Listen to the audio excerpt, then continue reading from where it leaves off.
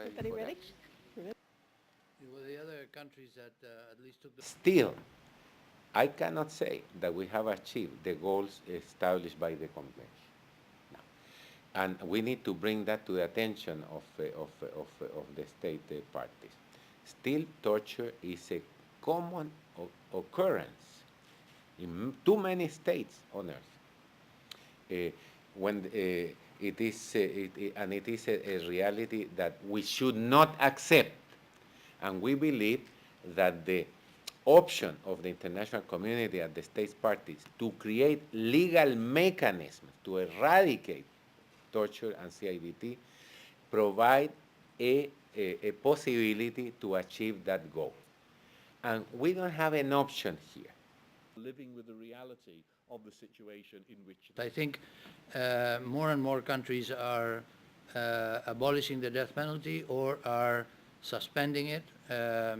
Many countries, even some that I visited, have abided by the call for a moratorium by the General Assembly, and the fact itself that the General Assembly has called for a moratorium on the death penalty is some evidence of the views of the majority of states of the United Nations, that there are serious doubts about whether the death penalty can be imposed and executed with full respect for human rights. No such mechanism was in operation. And so we've seen 153 states have ratified the convention, but there are 193 member states.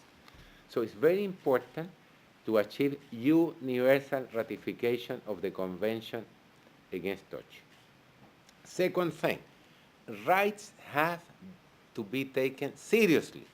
Out of the 153 states that have ratified or acceded to our convention, 29 never submitted a report. Penalty has to be abolished.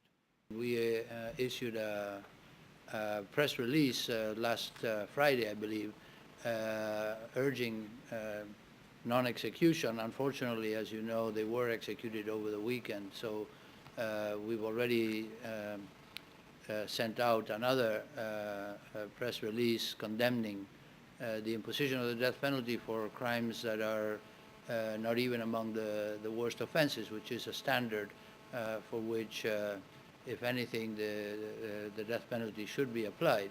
You know, violates a notion of human dignity. I think the worst challenge that we have is that in the last 10 or 15 years, we've seen a sort of tolerance by public opinion of different forms of torture, either as not calling them torture and putting some other name on it, or even if they are torture, believing that they are a necessary evil, that it keeps us safe.